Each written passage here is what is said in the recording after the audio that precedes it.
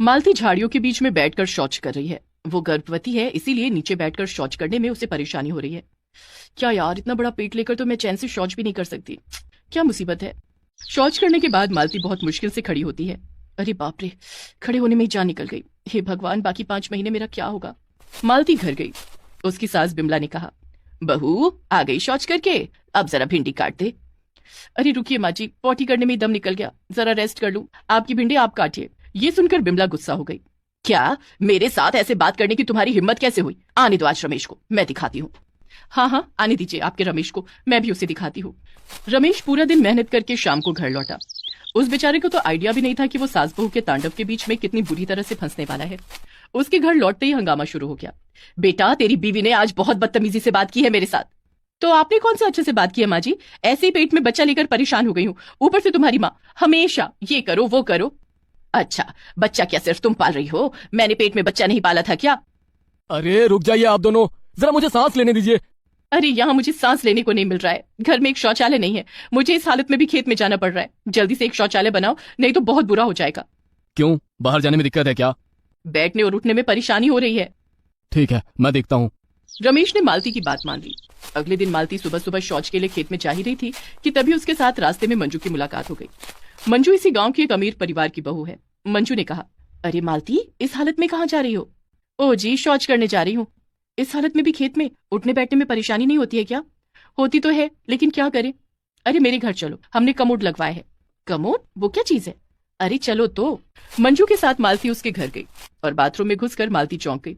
उसने जिंदगी में पहली बार कमोड देखा था। अरे ये तो बिल्कुल चेयर के जैसा है। हाँ, इस पर बैठकर तुम आराम से कर सकती हो, करके देखो। मंजू चली गई। मालती बाथरूम का दरवाजा लगाकर कमोड पर बैठ गई और उसे बहुत मजा आने लगा। इसे कहते हैं जिंदगी। आज पहली बार शौच करके इतना मजा आ रहा है, मुझे भी यही चाहिए। मालती को बहुत मजा आया। वो घर गई और रमेश से कहा, देखिए जी, मुझे कमोड वाला बाथरूम चाहिए। कमोड क्या होता है? वो चेयर के जैसा होता है, उस पर बैठकर हम कर सकते हैं। ये सुनकर बिमला बहुत गुस्सा हो गई। छी छी छी छी बहू, तुम में लाज शर्म नाम की कोई चीज है कि नहीं? इस घर को अपवित्र करोगी क्या? अच्छा, और घर की बहू खुले में शौच करने जा रही है, इसमें घर अपवित्र नहीं होता? नहीं होता है, क्योंकि यही परंपरा है। देखिए माँ जी, मैं पेट से हूँ, कमोड पर बैठने में मुझे आसानी होती है, मुझे कमोड ही चाहिए। नहीं, इस घर में कमोड नहीं आएगा। दोनों में फिर से झगड़ा शुरू हो गया। ओहो, चुप रहो तुम दोनों, मुझे शांति से काम पर जाने दो, लौट के देखता हूँ। रमेश काम पर चला गया। मालती ने मन ही मन सोचा, ये बूढ़ी औरत मुझे घर में कमोड नहीं लाने देगी, मुझे ही कुछ करना पड़ेगा। रात को चुपके से मालती उठी और बिमला के कमरे से उसकी चेयर बाहर लाई। अब मैं इसके बीच में छेद कर दूंगी। मालती ने चेयर के बीच में छेद कर दिया और सुबह चेयर उठाकर खेत में चली गई। वो चेयर पर बैठ गई और उस छेद से शौच करने लगी। आहा, कितना मजा आ रहा है। उसी वक्त वहां से एक बूढ़ा आदमी जा रहा था। उसने ये देख लिया। अरे बाप रे, चेयर पर बैठकर शौच कर रही है। हाँ, आपको क्या, मैं जिसमें मर्जी बैठकर पॉटी करूंगी, मेरी मर्जी। ये सुनकर वो बूढ़ा आदमी वहां से भाग गया। पूरे गांव में ये बात फैल गई। शौच करने के बाद मालती चेयर लेकर घर लौटी। उसने देखा बिमला घर के बाहर गुस्से से लाल होकर खड़ी हुई है। क्या बात है माँ जी, आपके गाल टमाटर के जैसे लाल क्यों हो गए? मेरे साथ मजाक मत करो बहू, मेरा चेयर लेकर तुम शौच करने गई थी। हाँ, आपने कमोड लाने से मना कर दिया, इसीलिए मैं चेयर लेकर ही चली गई। आपको वापस चाहिए चेयर? ये लीजिए। बिमला दूर हट गई। छी छी छी छी छी, इस घर का मान सम्मान सब कुछ डुबा चुकी हो तुम। नहीं माँ जी, मैं तो बस समय के साथ साथ चल रही हूँ। अभी कमोड का जमाना है, कमोड पर बैठने में भी आसानी होती है, कभी आप भी ट्राई कीजिए। छी छी छी छी, मेरे सामने ये सब मत बोल। शाम को आने दो रमेश को, मैं दिखाती हूँ।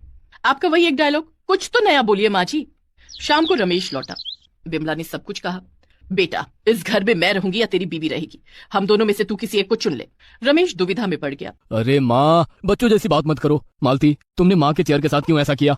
अगर तुम्हारे पेट में बच्चा होता तो तुम समझते। मेरे पेट में बच्चा डालकर तुम बड़े मजे से घूम रहे हो और मैं भुगत रही हूँ। ठीक है, कल सुबह होते ही मैं इस घर को छोड़कर चली जाऊंगी। मालती अपने कमरे में घुस गई। वो अपना सामान बांधने लगी और फिर सो गई। देर रात को बिमला को बहुत जोर की पॉटी आई। अरे बाप रे, मुझे अभी खेत में जाना होगा। बिमला जल्दी से बाहर गई और तभी उसके पैर में मोच आ गई। वो गिर पड़ी। अरे बाप रे, कोई है?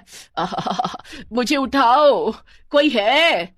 रमेश और मालती दौड़कर वहां आए और दोनों ने मिलकर बिमला को उठाया। गिरने के कारण बिमला के पैर में चोट लग गई थी, वो चल नहीं पा रही थी। मुझे बहुत जोरों की आई है, मुझे अभी करना होगा, नहीं तो कपड़ों में ही निकल जाएगी। लेकिन माँ, आप बैठोगी कैसे? पैरों में तो चोट आई है। अरे वो चेयर शौचालय है ना। मालती वो चेयर लाई और उस पर बैठकर बिमला ने शौच किया। उसे कमोड की जरूरत समझ में आई। बहू, मुझे माफ कर देना, तुम्हें कहीं जाने की जरूरत नहीं है। कमोड सच में अच्छा है। बेटा, कल ही कमोड ला और घर में शौचालय बना। मालती खुश हो गई। अगले ही दिन घर में कमोड आ गया और कुछ ही दिनों में शौचालय भी बन गया। कमोड में बैठकर तीनों मजे से शौच करने लगे और ऐसे ही खुशी खुशी जिंदगी बिताने लगे।